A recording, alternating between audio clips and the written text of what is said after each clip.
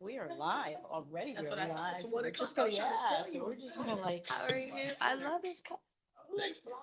Thank you. That's right. That's really good. You guys are fly up in here. Oh, and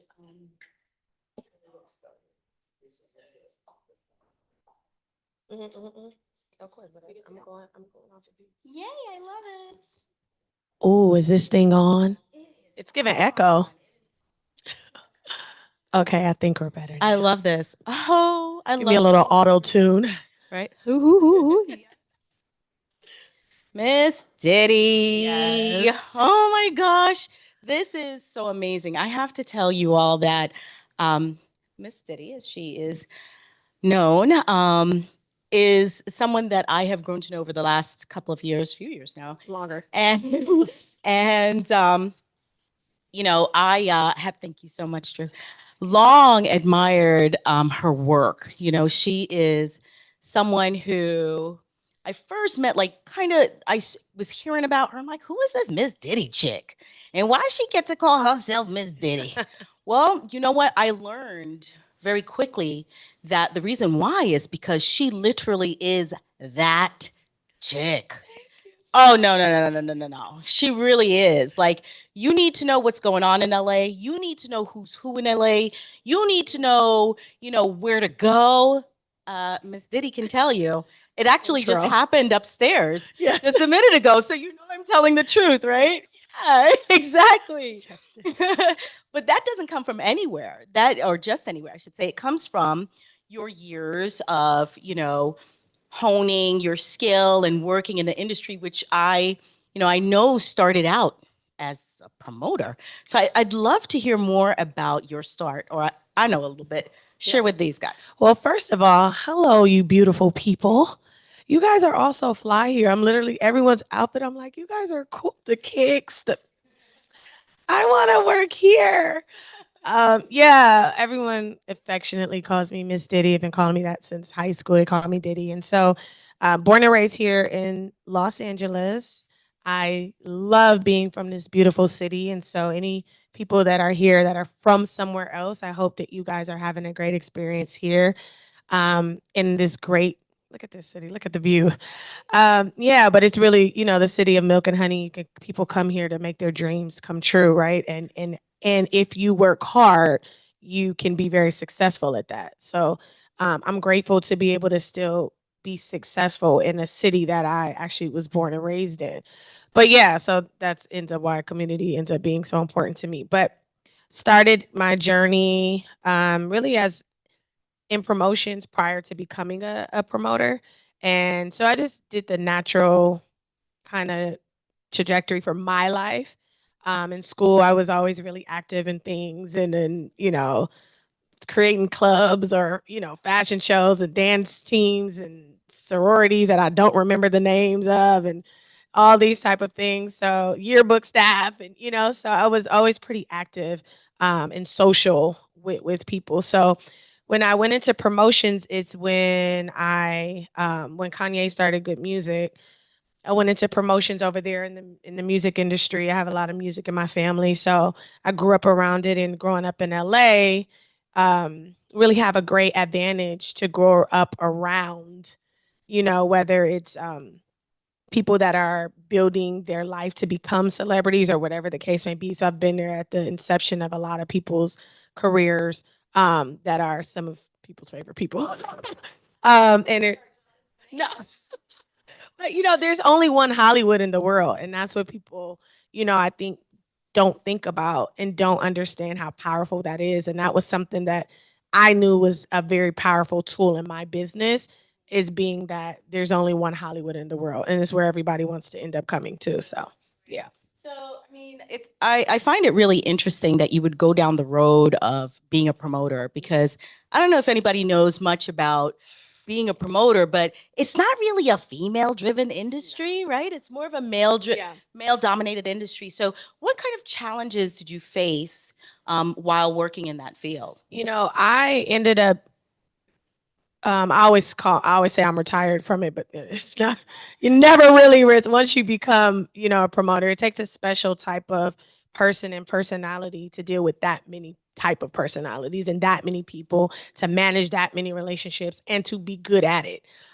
It's a real true talent, and so it is. I had a very very great career. I won't say had, but still as a promoter, and I worked with really great guys that were good to me. And so the challenges I faced would really be I'm a really in tune person, so I can look at someone and be like, I was always taken serious, and that was something that was important to me. But I led with that. I led with that in every space of my career. Like I'm not playing no games. Don't think I'm playing games before you find out, and that find out is the bad part. But yeah, I my challenges more so would be my own internal challenges and figuring out how am I navigating this to turn into something bigger, something greater. What are the moments I'm taking to say, oh, I want to make that moment bigger, right? For my career. Or should I take that opportunity? Should I not take that opportunity? And it was moving fast. When you're a promoter, I had like probably weekly, 3 huge weekly events. Time is going like this because before you know it, you're getting ready for it again and again and again. And it's easy to get caught up in that cycle without stopping and thinking, hey, what is the next moment for my career? So I was blessed to have really great guys that I worked with, but there are some challenges when dealing with say other men that didn't know me and thought that I was like just a woman. For me, it's like, no, no, no, boo boo. I ain't just a woman. No. This we know because you are a fabulous woman. She isn't just a woman, she is a powerhouse. So at some point, you decided to make a transition. Yeah. And start really focusing on, you know, brands and brand partnerships. What made you decide to make that transition? And how did you make that transition? It had to happen, right? And so for me personally, I always only care to be the best at everything that I do. No matter what it is, I want to be number one always and be the best at everything I do. It's what I demand of myself, that level of excellence. So being a business person, like my career, I'm a businesswoman, I'm a business person. That was what needed to happen, right? So I was always, to me, the key in a lot of things in business is people to people. We talk about this, and it's person to person. And I was fortunate to make good relationships with people, to do good business with people. And what you learn is like people move to other places. So someone's at this company for some years, and then now there's at a whole nother company. I have so many people. I was like, okay, Diddy, I'm over here now. Let's work together over here. Let's do this. And so that's how a lot of my business came about. And for me as a business person, retention was always really important. Not just doing business with you once. That's the short end of the stick. You got to build relationships and manage them and do right by people. And that was always how I was able to get to brands. But brands, I believe that if you build it, they'll come. So if you're doing the hard work and you're doing the work, there'll be somebody in house like a you Right. that'll say, no, we need to be in business with Miss Diddy. She's killing it out there. She's doing her thing. Here's her framework. Look what she's doing. So like the yous are really important in those bigger brands, and I have the use in a lot of the brands. So like even my partnership with Doritos, PepsiCo, which I've had for some years now, and they've been Now we dropping the brand. You hear what she's saying? Okay. they're trying to drop no I love names. it though. I love it. But that partnership is really near and dear to my heart because there's an amazing couple incredible women that work in that company. Kim Scott and Christina in particular, that they always advocated for me inside of the building as well. And so that made me go harder outside of the building when we do work together to always put more than my best foot forward. Right. My whole team, they know I'm a crazy person. I'm OCD. I'm anal. Pay attention to everything. I see everything. The way that I'm able to see details is actually a little scary. My team is always like, if they go somewhere before me, they're like, y'all better get all this, and that, because she about to come in here and rain on this place, you know? And so that was always important to me to do really, really good work and really impactful work. And to also bring things to the table because, say, like my partnership with Doritos or any other brands that I work with, bringing things to the table is what's important. Like, hey, I think we should creatively do this. Oh, did he? Okay. That's the trust being built, and they know that I'm going to kill it, you know? I love that. And I think you mentioned some really key things there, definitely about relationships, Yeah. but also, just having the ability to bring things to the table. Sure. It's such an important thing. I know in my own career even that sometimes, there are challenges that come up Sure. and we learn some hard lessons along the way. Yeah. What are some of the hard lessons that you've learned?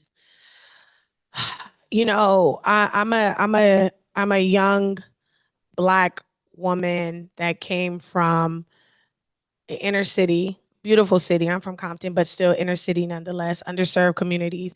I'm from a broken home. I'm a product of a broken home. I'm a product of, you know, you know, growing up in a way that has some trauma to it. You know what I mean? And so what happens is you naturally want to help everybody. It's in my heart. Like I didn't become this successful as a Black woman to not help the little Black girls that are under me, the brown girls that are under me, the brown boys that are under me, Black. And not just saying just in color. I'm just saying I know the opportunities that are not given. So I didn't become who I am to not do that. So that's always been my mission, but there's always two parts of that because not everybody is ready for that. Right. And so those challenges come in where am I listening to my heart or am I listening to my mind and business? Because this person may be detrimental to my company, but I want to help this person so bad, right? Because I want to be what I didn't have coming up in certain times in my life.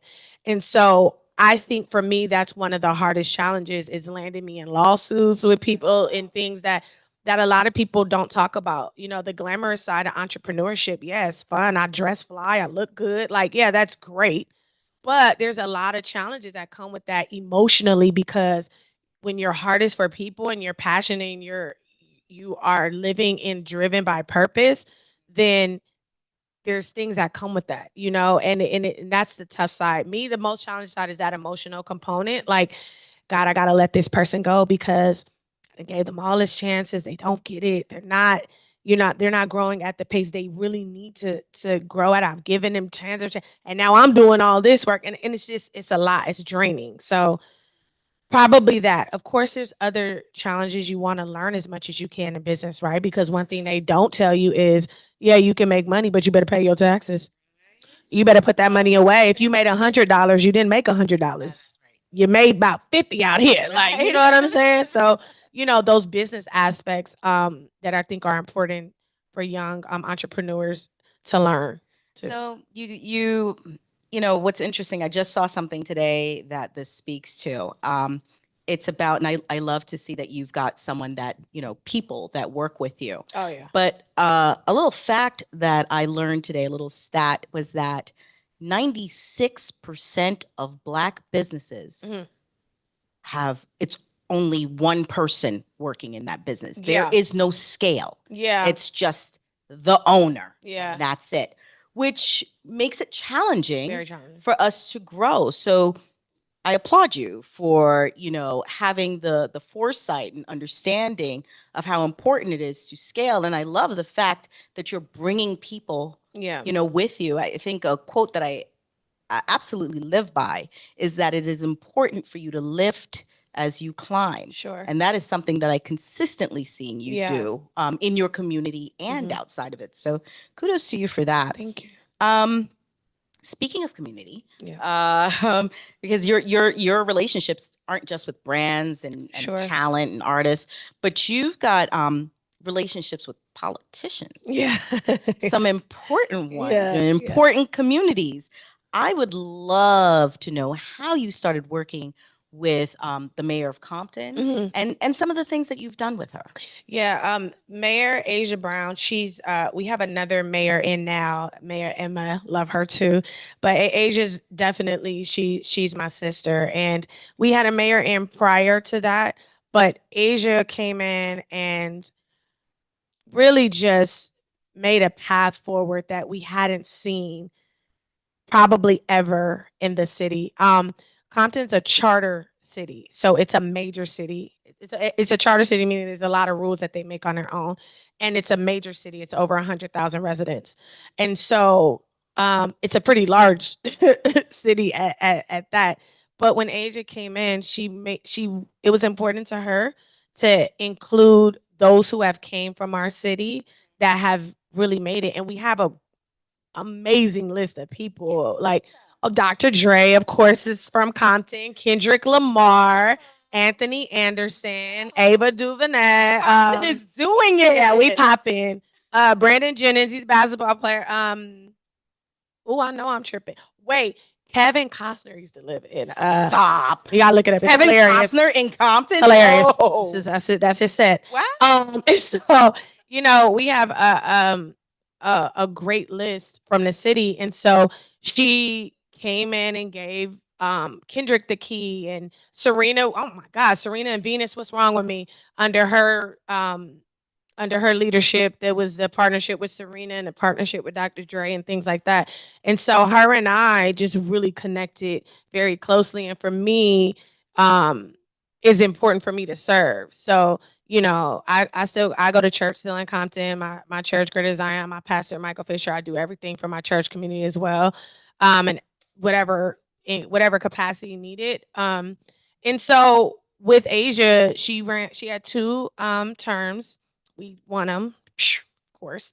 And so we it was I handle the partnerships in the city. So say during Christmas and holiday, it's always important for us to give back, to feed the elderly, feed the community, bring toys in. So I had Mattel come in and partner with us to provide toys, probably 3 to 5 thousand families.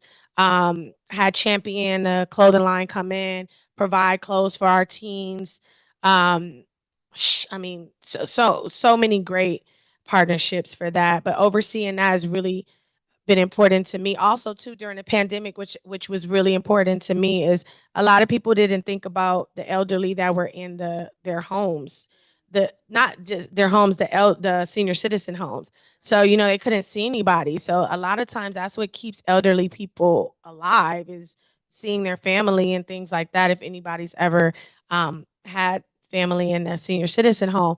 So they were, so we went down, we fed them, and we got them masks. I provided masks for all the senior citizen homes. I had Henry Mass come in and partner with me for that. And so that was really important to me too, so that they can stay safe to the best of our ability during that time. So yeah, those things off the top of my head. What do you think that brands can learn from partnering with community? I think what happens with brands is that they're sitting in the office behind a computer. No disrespect to anybody sitting in the office behind a computer, but they're not going outside to engage with people person to person. It's really not outside of their network. And so if you're not experiencing life in real life and seeing a need for the people, then emotionally I think it's tough to connect with that, right? To say, hey, we actually need to do this. See, me, I always go back. I go to my city all the time. I don't live in Compton anymore, but I do. I have family that still live. I have family. I live in Inglewood, and and same. So when I see a need, I think that's important to tackle.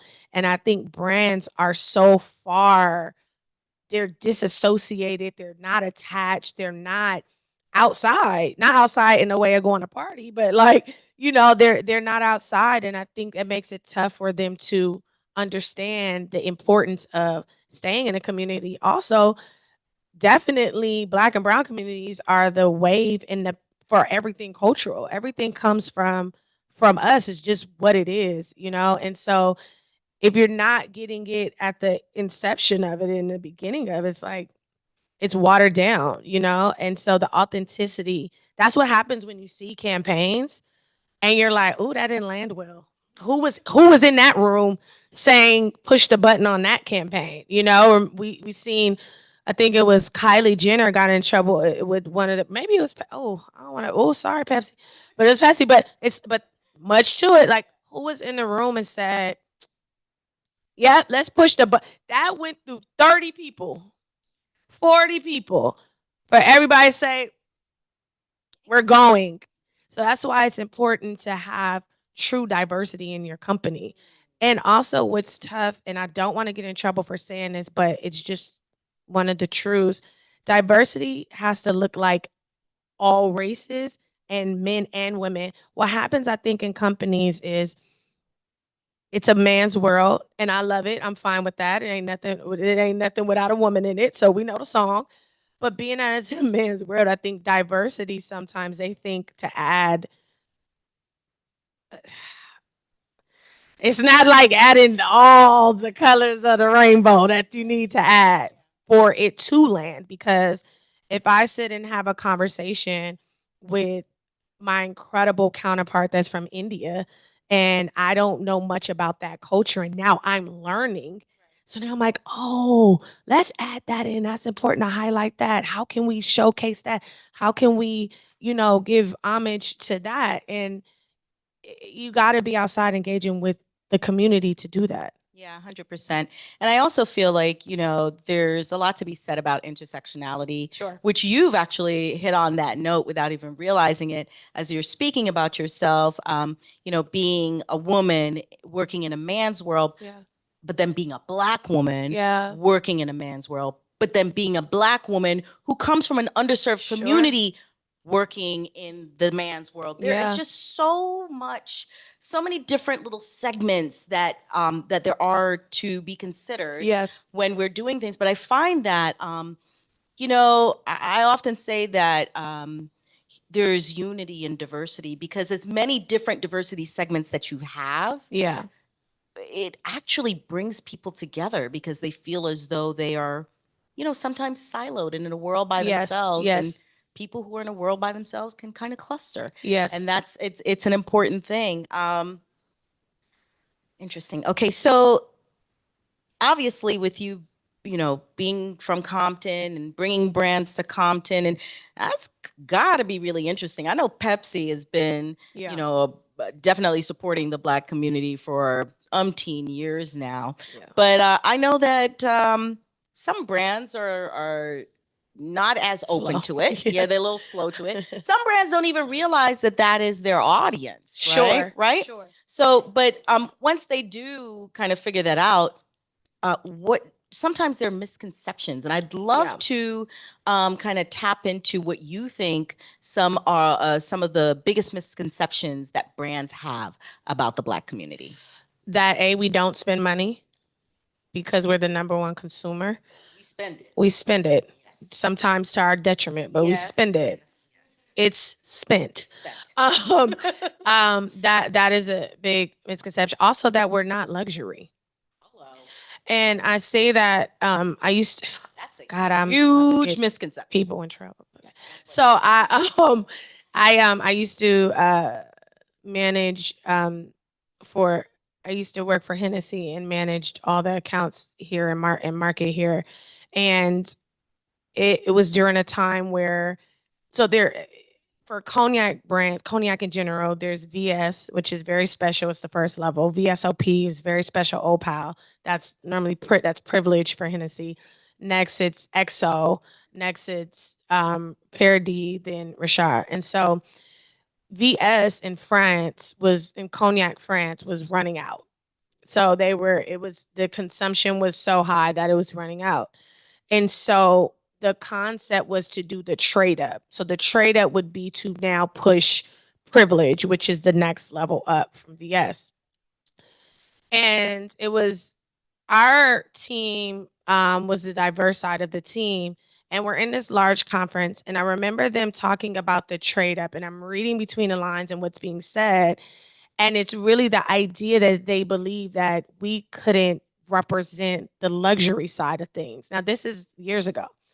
And then I'm looking at my counterparts. I'm like, He owns a business. He's a college grad. He graduated from Morehouse. She did it. I'm like, and me can't keep quiet. I just can never keep quiet. So I'm just like, hey, I'm reading between the lines here, and it sounds as if you guys are trying to say that we don't understand luxury, first of all, and that we don't live it, because that's not the truth. Because at this time, I'm like, I just traded in my Benz for my Porsche. So and they call me by my last name when I walk in. So I'm confused as to where you're trying to create a narrative that we don't understand luxury. You know what I'm saying? So I think that's the misconception, because we have a lot to offer. You know what I mean? I'm gonna put my sneakers on, but I'm also put my little Jimmy Choos on.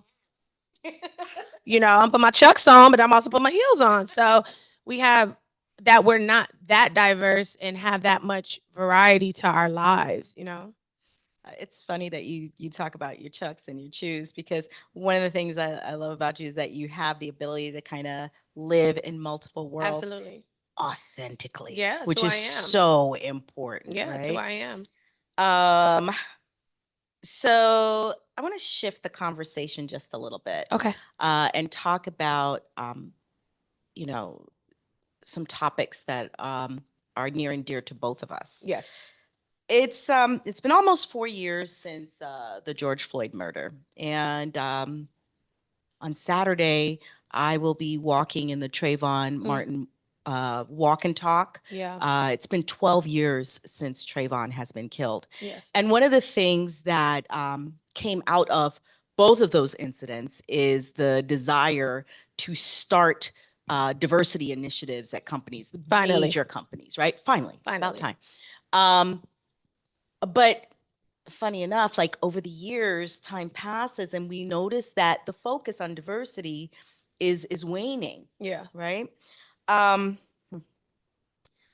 I'd love for you to share with me what you think companies need to know about the importance of these initiatives. We have to bridge this gap. We gotta bring it. It has to come in closer, right? The wealth gap. And the only way to do that is to be intentional about really having a diverse company. Um, I think the problem is when people don't see it as a problem to them, right? So if it doesn't affect their wealth gap or them or their bottom line or their what their focus is in life, then it makes it tough for us to be able to climb in there and say, hey, I'm important too. And what my community has went through is important too. And we can only do this if we have allies and we have help.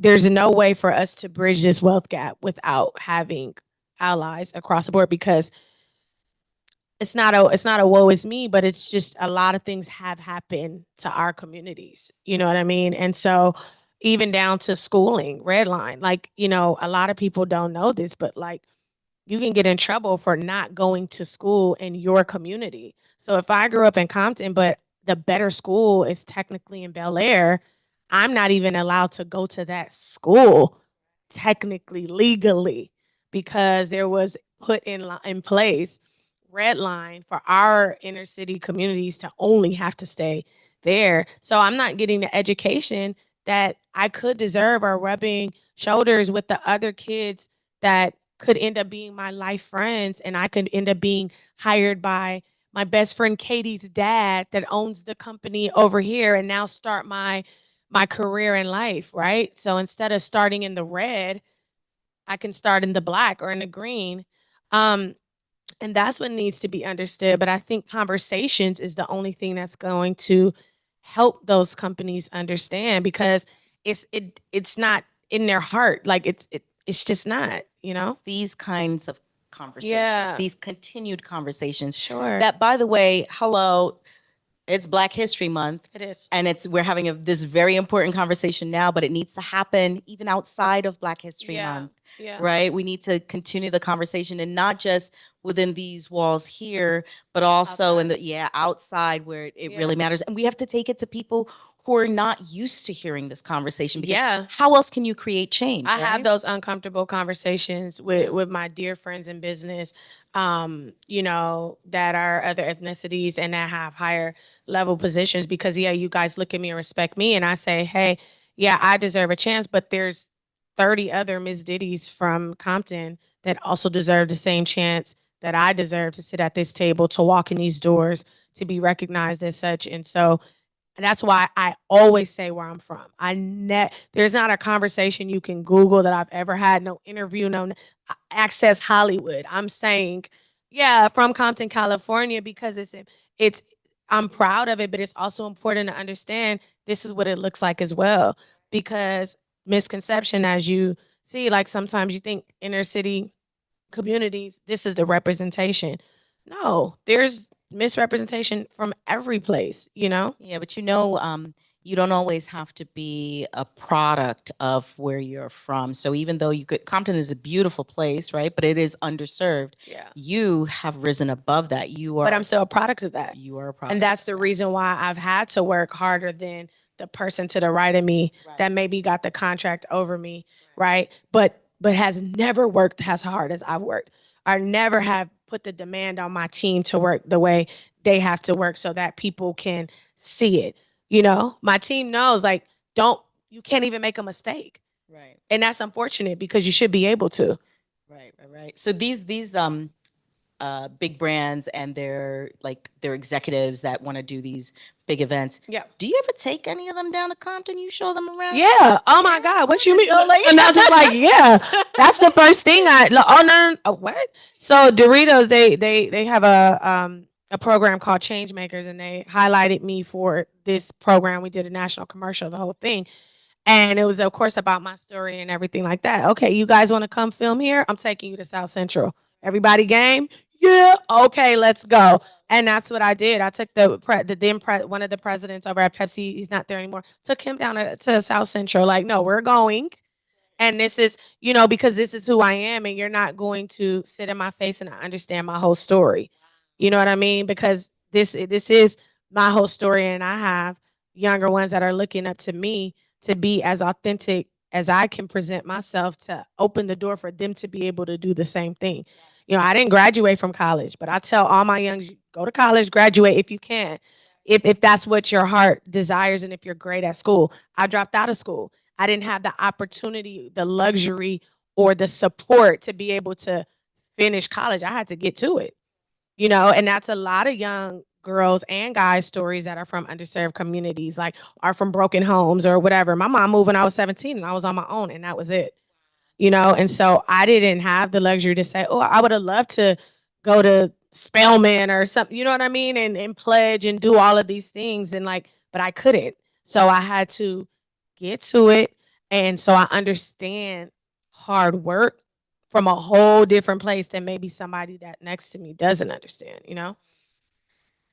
That was deep. Yep. I love that. What's next for Miss Diddy? I don't know. Oh, come on. I know you got something cooking. I don't know. Well, it's Grammy weekend this weekend, and it's driving me insane. My, no, you guys have no clue. It's like right now, my phone, I can't. It's just insane. I have a Busta Rhymes birthday party tomorrow. Is today Thursday? Oh, Jesus, cover me. Tomorrow, I have to deal with that. Busta was calling me. I have to deal with that when I leave.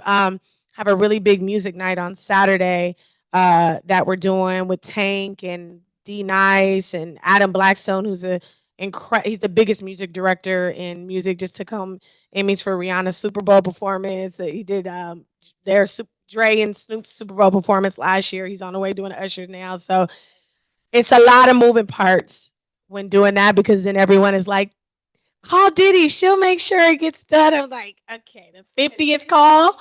Oh my God. That's why I charge the money. No, Wow. So you've definitely got a lot of stuff going on and coming down the pipeline. I want to play a little game with you. Let's play a game. Right, let's play a game. And guess what? Wait, are you guys good? Am I boring y'all? I was just about to ask you. I'm boring y'all. They're gonna... Oh, sure, yeah.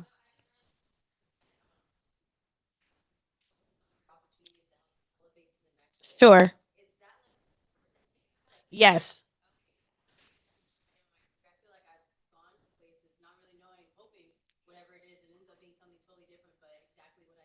Yes. 100%. When I tell you, always follow your gut. The best relationship you could ever have outside of your relationship with your creator is yourself. People get it wrong. Get this relationship perfect, like to the best of your ability. Talk to yourself when you wake up in the morning, when you're going to sleep.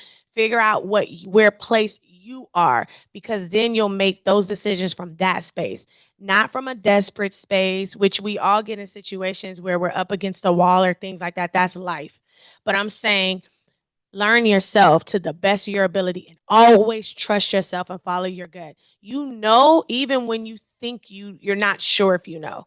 So yeah, like you said, later on you'll be like, in hindsight, you're like, oh, that was the best thing. And I was gonna do that, but now that's all crumbled or whatever the case may be.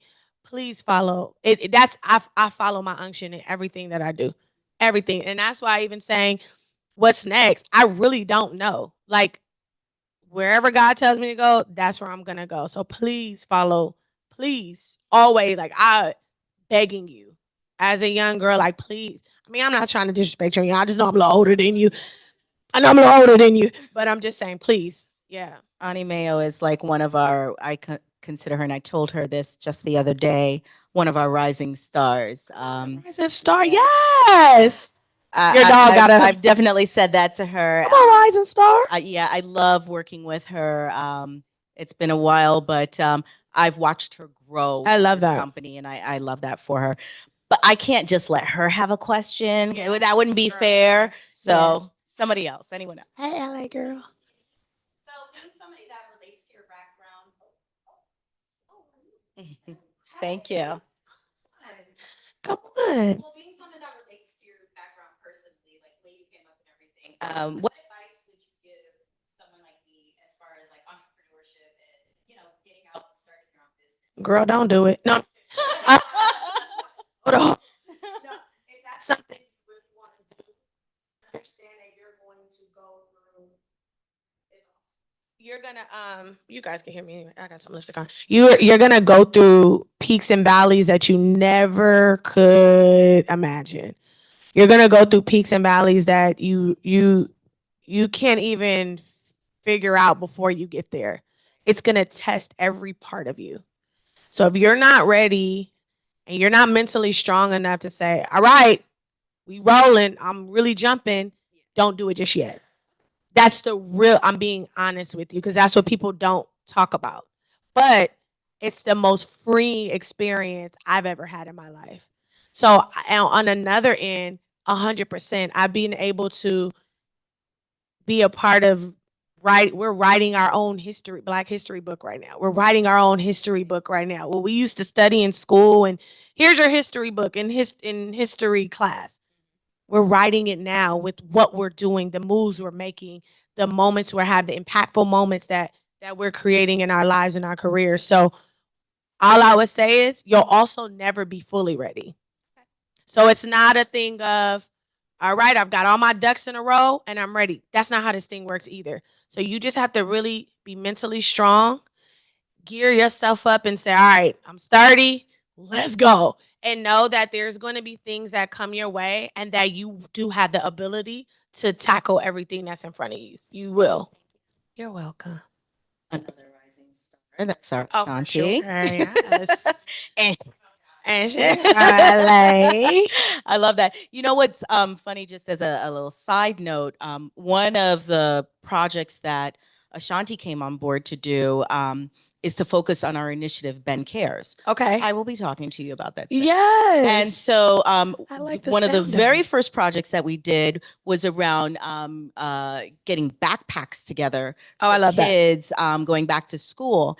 And we actually donated our backpacks from the Los Angeles office to which Crenshaw High School. Oh, I love so it. you know the little ones, you big U's, the little Yes, football. yeah. Yes. Oh, I love Donated that. our- I our love that. backpacks to them. So this is something that we try to do. I'm trying to follow. Crenshaw is a footsteps. great, Trying to great follow principal. footsteps. Yeah, It's a great principal.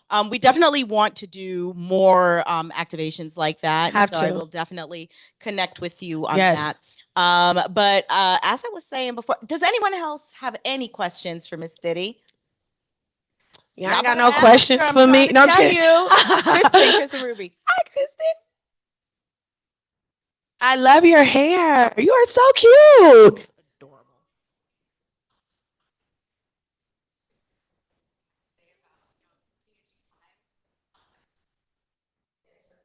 Sorry, they need to be able to hear me. Love to hear. I loved hearing what you said about lifting as you climb. I think that's really inspiring. I'm curious. The other side of that coin is you have worked with younger, people on your staff, younger, diverse people. What you've learned from them and what they bring to Ooh. the table. What they value that's different. Maybe that surprised you. That's an incredible question. First of all, I want to say this too. Thank you to everyone in the room that are of different descent than Black and brown, and to listen in on these conversations. Sometimes I don't know if it's uncomfortable or not, but I want to acknowledge that because I've had great conversations with my counterparts that are not Black and brown. And sometimes I always tell them, thank you, even if it's uncomfortable, right? Because it's all coming from a place of love. So I want to say that too, because we're having a lot of these diverse conversations. And I just appreciate when someone sits in and learns from it with an open heart. So I do want to say that too. And that's an incredible question. One thing that I'm honestly obsessed with my team, like the people that I have on my staff, and I listen to them. Now, I'm a Leo, I'm a know-it-all, but I do listen to them. You know what I mean? Another. If I'll lean on them so much because I think they're brilliant. And a lot of my team that are younger than me, they're so brilliant and so creative. I'll sit there and just listen to them like, oh my God, I never would have thought that. So what I have learned is to listen. I've made decisions based, like big decisions based off of them saying, no, you need to do this. All right, she said, I got to do it. I've made we made some monumental things happen off of those type of decisions. My marquee event for my company is called Toast to Black Hollywood, and it happens during BET Awards weekend, and it's a staple event during that weekend. It's a huge event, and it's the biggest event my company puts on for my company. And so, Sponsored by. huh? Sponsored by. Okay, Doritos is a partner on it. UBS Bank is a partner on it. They sponsor. BT is a partner on it. All my spirit partners like Duce, which is Jay-Z's cognac, and Ace of Spades, and all those things. So yeah, we do have good partners. Thank God. But we're looking for more. No, I'm just kidding. Okay. So, but I was in the air. I wasn't gonna do it. And it's one of those things it's really important for me to do it, but it's a lot. It takes a lot out of me because I'm such a perfectionist, and it's hours. So it's like every detail has to be perfect. And so I really was not gonna do it because I had surgery the year before that, and I was still healing from. I had my fibroids removed. If anybody knows what that means, and it took a lot out of me for that healing process. So I was like, I just don't have the capacity to do this. And actually, Ananza and Camille, one of my other team members, we were sitting down. I was having a creative meeting with them, but just telling them I don't think it ain't gonna work out this year. And they were like, they said something really profound. They said, you're just looking at the work right now. You're looking at how much work you have to do, and you're not looking at the fact that it's a privilege that you're able to do things like this. Wow. And I was like, exactly. Clap for her, I said, woo! That's what. And that was the minute I made the decision. I actually have the video. We were like film, like we do a lot of our BTS and stuff like that. And I'll send it to you. But that's what they said, and I was like, it was so powerful because it is true. Like objectively looking, like I'm privileged to sit in the space that I sit in and to be able to do what I do and to inspire the way I inspire. And yes, it is hard work, but where much is given, much is required. And that was the reason why I said we have to do it. And it was one of our, I mean, it's big every year, but it was one of our best years, huh? Naza? Like, is insane. And you actually, thank you for bringing that event up because you Thank you for that actually, question. yeah, you actually have brought a lot of really big names in Black entertainment and toasted them, Yeah. right? Can you share with us some of the folks that you have honored in the Be past? forgetting. Come on. Naza, no, I'm just kidding. I typically try to do a whole scale of all like from all different arenas. So I have honored Asia Brown. I honored Baron Davis, Matt Barnes, Lou Will. Okay, so those are basketball players. I'm trying Kenny Burns, who is my mentor. Bozeman St. John. What? Eva Marcel, Wendy Osefo. So since we're doing Housewives, Cynthia Bailey, Lil Rel Howery, who is my dear, dear friend, big actor. Ton of musicians. What's wrong with me? Eric Bellinger. I mean, so many really great names. Lauren London. Um, hmm? Oh yeah, Okay, yeah, Jay Fonz. Yeah. Right. God, I always go blank on. I'm just looking at people's faces too. Dorian Renaud. He's a big CEO. He has a beauty brand called Butter. Dear friend of mine, very, very, very close friend of mine. And he went off on me because I didn't honor him the year before. Stopped talking to me, and then I said, "Okay, come this year." Then. So it's one of those events that has became special to the culture too, which I'm very proud of. And that's what I love. And that's one of the reasons why I asked you to start sharing some of those names because, I Bad at can't. dropping names. No, but I can't impress upon it enough how much you are the culture. Thank you. And I think that when you start talking, What a clap! Y'all better stop. when you talk about the importance of culture and what it means, and particularly Black culture, like like you said, we are at the pulse of it. Oh yeah. All right, so now we're gonna play a fun game. There will be audience participation. Yes. There will not be any well, maybe I might I was give you just a thinking, I was like, buck or so. dang, No, we no, need we like have a some prize. we have a program that we started here recently called Ben Bucks. I know you love a love buck. saying Ben, right? Love a buck. And so maybe I'll give I got a couple of Ben Bucks, I'll give them out. All right. So here we go. Baller. This is gonna be like a little speed round. Okay. Right? Okay. And I just need you to be really quick on your feet, which I know you are. Okay. All right. So here we go. Ready? All right. I always want to do a game. And I always wanted to host a game show. So there we go, right? Okay. Give us two truths and a lie. Oh, wait, I'm not good at that. Have to guess what the lie is. Never been good at that game. Two truths and a lie. Okay. Yeah. No, that's stupid. Okay.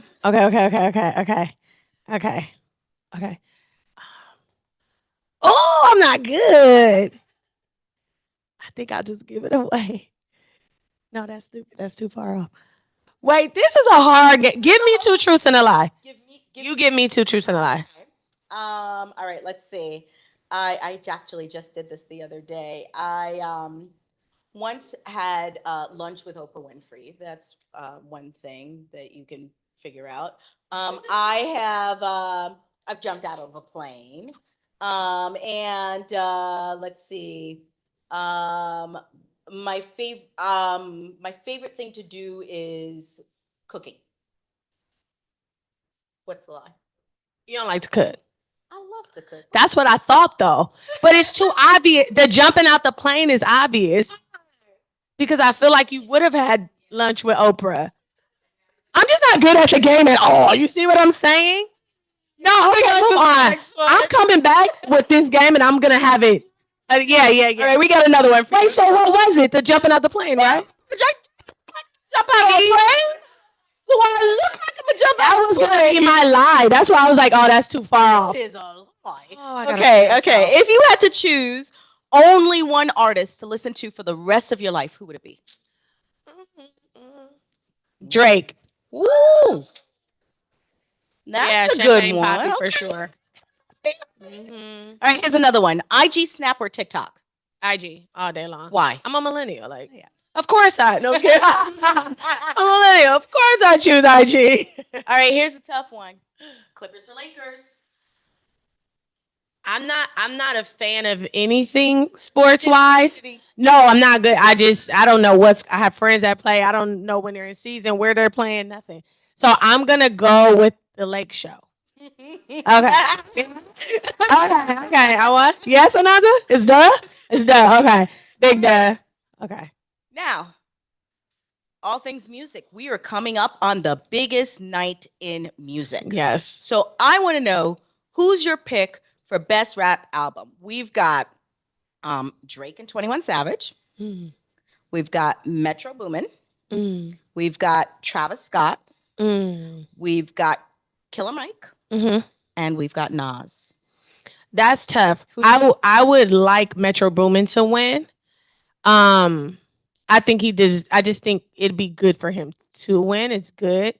But it sucks because when you are number one, like say a Drake, then people are always rooting for somebody else. When it's like, dang, but I worked so hard to be number one. Why, you know?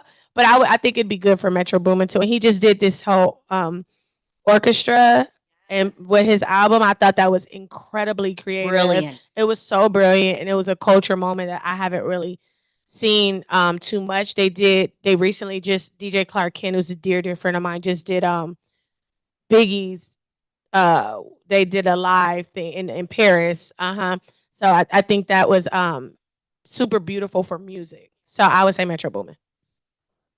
Who you pick? Well, I'm going for Metro Boomin too. Actually for the same reason, but slight twist. I think it's important for us to give credit to young artists that are making like changes and being innovative in the way that they are presenting their art. Oh, yeah. And Metro Boomin is definitely the one who I've seen do that this year. So yeah, that's who I'm going for. All right, so that was our speed game. I'm gonna let you off the hook for two truths and a lie. I'm coming back with a vengeance. But yeah, she's gonna come back. I gotta I'm so figure out how to sure. play that game. But before you leave, Miss Diddy, I would love for you to give us like one final thought, one final blessing on what you think is most important about our culture that everybody else in the world needs to know. I'm gonna say this word, and I don't want it taken lightly because it's a very serious word, but we're very resilient. And our ability to be resilient in the face of so much and still be able to create, still have such a level of demand and expectancy on us that is far greater than anyone else, and to also be overshadowed and underappreciated and to still be resilient in that. So often times it's like we may need support or love or having a moment. It's like, you're tough, you're strong. One thing I started to make sure I'm vocal about, stop calling me strong. Because first of all, I didn't ask for that title. And I don't want to be called the strong Black woman, even though I am. And that's what people don't really understand, because then that leaves me no room to not be strong at any time. Like now when I'm not having strong moments, you're strong. I just told you I'm not strong right now, So resilience, that's something that we have that is, unless it's in you and who you are, like you really don't understand what it takes to even get to those points. Even sometimes to just get up and get to it, to work with your own thoughts and work through your own mind and your own insecurities and feelings. I recently did an interview and everybody was going crazy on me because I said all of us women are insecure. They're like, we're not insecure. I'm like, you're the main one. Then we all are. We all are as people. We that is something we'll always deal with. We were born into a world of sin, so that doesn't mean you're not confident. Doesn't mean you're not strong. Doesn't mean that you're not that you don't love yourself. Just sometimes I don't feel my best. Sometimes I'm fearful. Sometimes, and those are all moments of insecurity, which is okay. But that resilience kicks in, and I gotta say that I'm happy that I have it. And that's something that our culture definitely has. Yeah. Thank you so much. Thank Really appreciate you coming and really sharing these gems. I know these folks are too. Hope so. Really appreciative. Thank you. You guys are cool. Aren't they great? So this is the first of we've got 2 panels this month.